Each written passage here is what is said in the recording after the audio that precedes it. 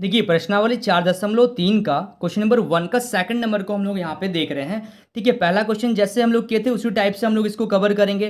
तो इसमें हम लोगों को बोला गया है निम्नलिखित द्विघात समीकरण के मूल का अस्तित्व हो तो इन्हें पूर्ण वर्ग बनाने की विधि से इसको क्या करिए, सॉल्व करिए, यानी कि हल करिए। तो ध्यान से देखिएगा, क्वेश्चन नंबर सेकंड में आपका 2x² प्लस x बराबर 0। तो समीकरण जो होता है वो होता है द्विघात समीकरण। क्या होता है, ax² plus bx plus c बराबर 0। तो यहाँ से a का वैल्यू क्या आ रहा है हम लोग का, a का वैल्यू आ जा रहा है आपका 2, जो x² के साथ है वहाँ a बोलते हैं। जो x के साथ रहेगा तो b बराबर कितना आ जाएगा, x के साथ को तो कोई नंबर नहीं है तो ये b बराबर आ गया 1, और c बराबर क्या आ जाएगा आपका -4। अब यहाँ पे हम लोग फॉर्मूला लगाते हैं आपका श्रीधराचार्य, यानी कि इंग्लिश में इसको डी बोलते हैं। डी बराबर, इसको बोलते हैं डिस्क्रिमिनेंट, डी बराबर b² -4ac। तो d बराबर b² का b का वैल्यू कितना है, 1 का स्क्वायर -4 गुना a कितना है 2 है गुना b कितना है -4। ठीक है, तो चलिए तो d बराबर सबसे पहले देख लेते हैं कि ये अस्तित्व में है या नहीं है। ठीक है, तो अगर d यहाँ पे 1, यहाँ पे देखिए माइनस और माइनस प्लस हो गया, 4 दूनी 8, 8 चौके कितना हो जाएगा, 8 चौके 32, यानी कि d बराबर कितना आ गया 33। तो d का वैल्यू क्या है, 0 से बड़ा है, यानी कि b² -4ac जो होगा वो 0 से बड़ा होगा। तो जब 0 से बड़ा होता है तो हम लोग क्या बोलते हैं, जब 0 से बड़ा होगा तो यहाँ पे लिखिएगा अतः इस समीकरण के दो वास्तविक और तो दो वास्तविक तो है, यानी कि अस्तित्व में है, 0 से बड़ा है, और असमान मूल होंगे, क्योंकि 0 से बड़ा है। अगर 0 के बराबर होता तो समान मूल होते हैं। ठीक है, असमान मूल होंगे। इसका मैंने क्वेश्चन नंबर 1 को भी कवर कर लिया है, वो बेस है आपका, बहुत इंपॉर्टेंट है। आप जाइए डिस्क्रिप्शन में, क्वेश्चन नंबर 1 को अगर नहीं देखे हैं 4.3 का, तो उसमें मैंने सारा कंसेप्ट बताया है, आप जाके उसको जरूर देखिए। ठीक है, तो यहाँ तक हो गया। अतः इससे फिर भी मैं थोड़ा सा यहाँ पे रिकवर कर दे रहा हूँ ताकि आप लोगों को प्रैक्टिस हो जाए। देखिए d जो होता है ग्रेटर देन इक्वल टू 0 होता है। पहला कंडीशन में आता है d अगर बड़ा होगा, 0 से बड़ा होगा, तो वास्तविक तो होगा, अस्तित्व में होगा, यानी कि ये अस्तित्व के साथ साथ असमान भी होगा। और एक बार d बराबर जब 0 हो जाएगा तो ये क्या होगा, दोनों जो वैल्यू आएगा इसका समान आएगा। ठीक है, दोनों का क्या है, अस्तित्व है। अब अगर हम लोग क्या कर रहे हैं, अब थर्ड कंडीशन में आता है अगर d नेगेटिव हो जाएगा 0 से तो इसका कोई भी मूल नहीं होगा, यानी कि ये क्या है, अस्तित्व में नहीं है। ठीक है, इस तरीके से हम लोग मेंशन कर देते हैं। ठीक है, ये आप लोग एक बार जाइए ना, फटाफट से देखिए क्या है, इतना जल्दी आप लोगों को देख लीजिए तो आप लोगों को कंसेप्ट क्लियर हो जाएगा।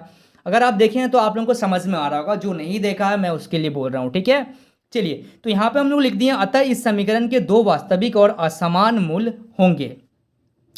तो अब क्वेश्चन को लिखिएगा 2x² प्लस x -4 बराबर 0। 2x² plus x -4 is equal to 0। तो अब हम लोग क्या करेंगे, यहाँ पे इसको मेरे को वर्ग बनाना है, तो यहाँ पे क्या करेंगे, 2 को हटाना पड़ेगा। ठीक है, 2x² में 2 से भाग कर दीजिए, प्लस यहाँ पे भी 2 दे दीजिए, यहाँ पे भी 2, और यहाँ पे भी 2, और यहाँ पे भी 2 देंगे तब जाके आपका बैलेंस होगा। तो यहाँ पे 2 देने से भी तो क्या आएगा, आपका 0 ही आएगा। 2 से हम लोग भाग कर दे रहे हैं, दोनों साइड 2 से 1/2 से भाग कर दे रहे हैं। ठीक है, ताकि इससे एलसीएम लीजिएगा तो इतना ही आएगा, और लास्ट में 2 से 2 कट जाएगा। तो ये देखिए 2 से 2 यहाँ कट गया, तो आपका क्या आया x² प्लस x/2 माइनस, यहाँ से जब आप कैंसिल करिएगा तो आपका 2 आ जाएगा बराबर 0। अब यहाँ पे आपका फॉर्मूला बनाना है a प्लस बी का होल स्क्वायर। तो यहाँ पे हम लोग लिखेंगे a² प्लस 2 इंटू ए का वैल्यू कितना है, a है मेरा x, इंटू बी कितना हो जाएगा, देखिए यहाँ पे मेरे को x/2 लाना है। तो 2 गुना a गुना 2 इंटू ए इंटू बी में अगर हम यहाँ पे 4 कर दे रहे हैं तब ना ये कट के 2 आ जाएगा, तब ना यहाँ पे x/2 आ जाएगा। तो ये आपको कैलकुलेट करके देख लेना पड़ेगा। तो यहाँ पे हम लिखेंगे a² plus 2ab plus b² plus 1/4 का स्क्वायर यहाँ देना पड़ेगा अपने से, और इसको बैलेंस भी करना पड़ेगा, 1/4 से इसको घटा भी देना पड़ेगा, और जो -2 है उसको आप एज इट इज़ लिख दीजिए। यानी कि यहाँ से यहाँ तक आपका फॉर्मूला बन गया a प्लस बी का होल स्क्वायर -1/16 -2/1 बराबर 0। ठीक है, अब आपको एलसीएम लेके इसको सॉल्व कर देना पड़ेगा। तो आप जब इसको सॉल्व करेंगे तो इसमें कितना आ जाएगा आपका x प्लस 1/4 का स्क्वायर माइनस यहाँ पे एलसीएम ले लिए तो 16 आ गया, 16 का पार्ट में 16 एक बार में आएगा, एक को ऊपर वाला नंबर से गुना कर दिए, माइनस एक का पार्ट में 16 कितना बार में आएगा 16 बार में, 16 को 2 से गुना कर देंगे तो 32 बराबर 0। यानी कि आपका यहाँ से क्या आ जाएगा, समझ पा रहे हैं ना आप लोग, x प्लस 1/4 का स्क्वायर यहाँ पे ऐड हो जाएगा तो माइनस का 33/16 बराबर आ गया आपका 0। ठीक है, तो अब देखिएगा यहाँ पे हम लोग लिखेंगे x प्लस 1/4 का स्क्वायर, इसको माइनस का 33/16 को इस पार लेके आ जाइए तो 33/16 हो गया। अब स्क्वायर को जब उधर लेके चल जाएंगे तो क्या हो जाएगा, x प्लस 1/4 बराबर स्क्वायर को जब इधर लेके आ रहे तो प्लस माइनस ये रूट में आ जाएगा 33/16। ठीक है, तो यहाँ से देखिए तो x बराबर क्या हो जाएगा, ये जो है प्लस का 1/4 उसको उस पर लेके चल जाइए तो माइनस का 1/4 प्लस माइनस रूट अंडर 33 बटा, यहाँ पे जब आप निकालेंगे रूट 16 का, जैसे यहाँ पे दिया गया है देखिए 33/16, तो आप इसको सेपरेट भी इस तरीके से लिख सकते हैं।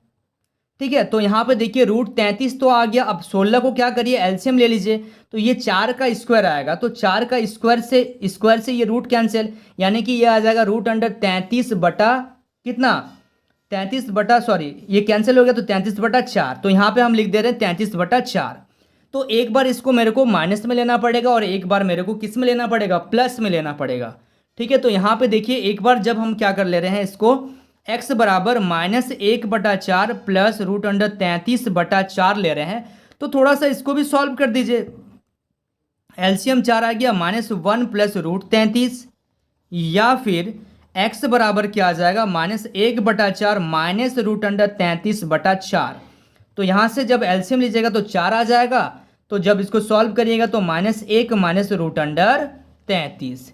ये दो क्वेश्चन, ये था आपका सेकंड नंबर क्वेश्चन और ये दो मूल आ गया इसका। ठीक है, इतना समझ में आ रहा आप लोगों को। चलिए so students please note down this question. अब हम लोग नेक्स्ट वीडियो में थर्ड नंबर क्वेश्चन को देख लेंगे। तो स्टूडेंट्स मिलते हैं नेक्स्ट वीडियो में, तब तक के लिए बाय।